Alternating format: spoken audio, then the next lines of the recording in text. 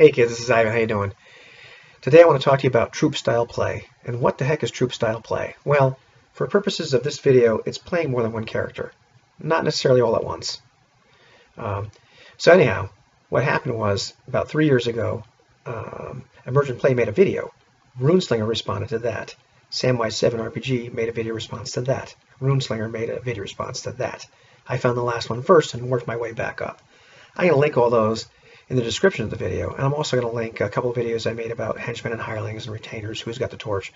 This is a different take on that subject, though. As I'm watching all this, their videos, I'm thinking to myself, why is this even a topic? And what I mean is, that's the way we used to play. That's certainly the way I played, in the past and even in the recent past. And, even I'm talking to Anthony, via Messenger a little bit about this. And, the granddaddy of all the games, that was kind of the default, These guys played their characters, and if they didn't die, and many died, then they retired. These guys shaped the world. Now they played new characters, but they, as you're playing these new characters and exploring the world, you may find yourself, in the county of Aprax the Bold, or visiting the keep of Valen the Purehearted. You may be in the woods patrolled by Mir the Valiant, or in the valley of Elethin the Magnificent, and you might even find yourself near the Wizard's Tower of Nori the Humorless, because these were people that they were the movers and shakers. They were actual player characters, and now you're exploring their world. Same players, different characters.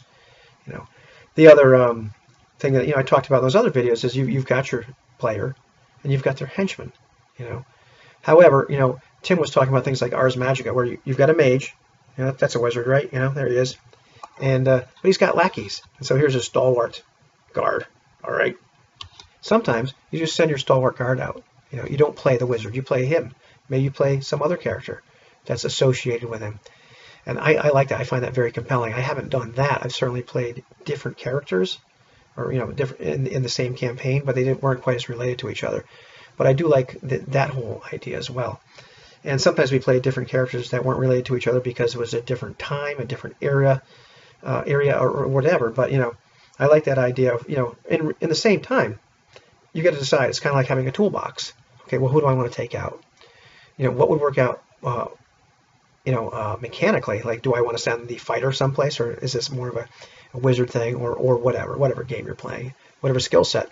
But also, how about I want to role play this other guy? I want to put on another set of gloves, another set of clothes, experience the same world, just through a different set of eyes, different personality.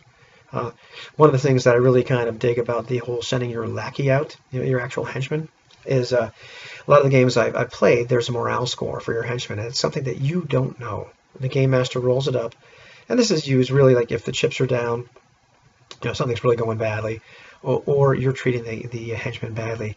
Well, the DM makes a roll, sees how it stacks up to the morale, and then this guy may just split, or otherwise betray you. And so now all of a sudden, kind of knowing what your real relationship to your the main character is, that can be kind of fun. It takes a mature player, but I like that idea of doing that. But yeah, to me, it's more it's not just a gamey thing. It's probably more I'm trying to think of the word, attractive to me to explore the world through a different person, because Anthony mentioned it. I think in the best world, we develop more of an attachment to the campaign, to the story that emerges, not a planned story, than we do to our individual characters. And a lot of times, I've played in many a game where all the original characters were dead, but we kept playing either henchmen or new people, and we were in love with the campaign and the continuing story.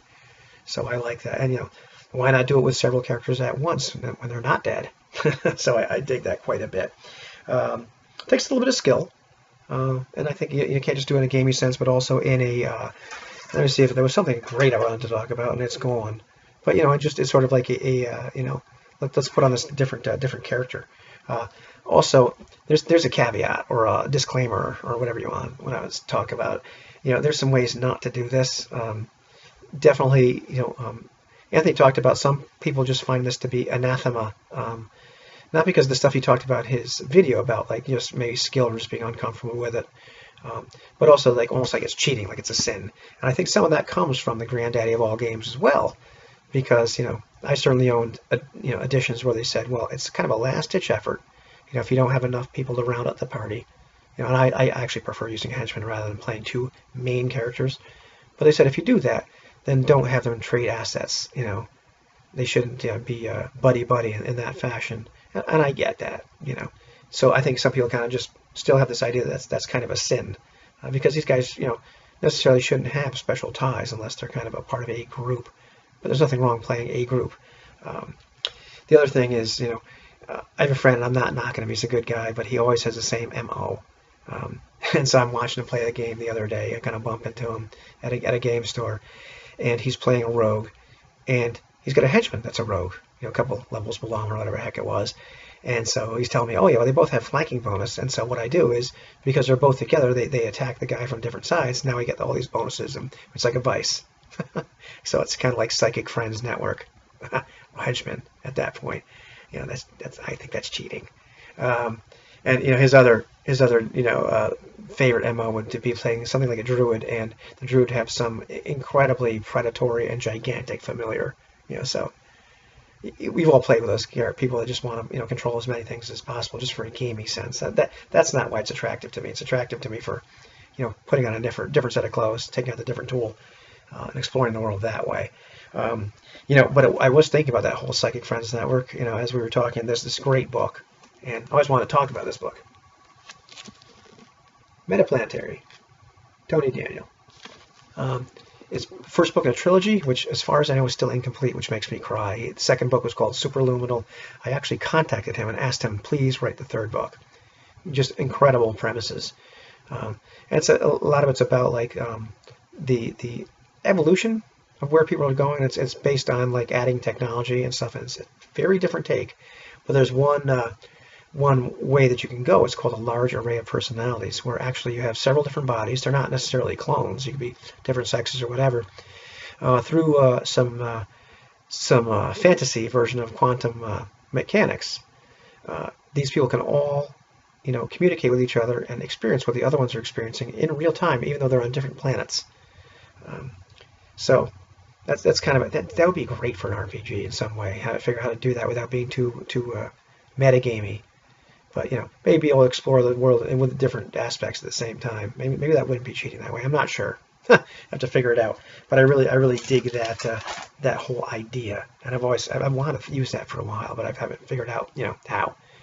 But yeah, Troupe style play, very attractive. If you haven't done it in one guise or another, I recommend you do. It can be really refreshing, just to say, okay, because sometimes you just get kind of sick of playing the same character in the same world. It's like, okay, well, don't abandon the campaign. Play their buddy, play their lackey, play their brother. Play somebody else completely unrelated. And we're all adults. If we play this maturely, we're not being metagaming. We're just exploring the world through a different character. Okay, you don't know what the other character knows. Not so hard to do. It takes a little bit of practice, but can be a lot of fun. And so I really like the Troupe style play idea. In fact, there are two games that are on my list to buy soon because of the Ubiquity system, or All for One Regime Diabolique and Leagues of Adventure. I think they're both by Triple Ace Games. They both have lackey rules, which I was not aware of, so I'm even more pumped because that's always been a favorite thing of mine. Always had henchmen, always had retainers, and I'm really kind of exploring this Troupe style play more in terms of sending them out by their lonesome. So, what is your experience been? I'd love to hear about this because for me nowadays these videos, they're about me. But they're also about, let's generate some discussion and share your experiences. Have a good one.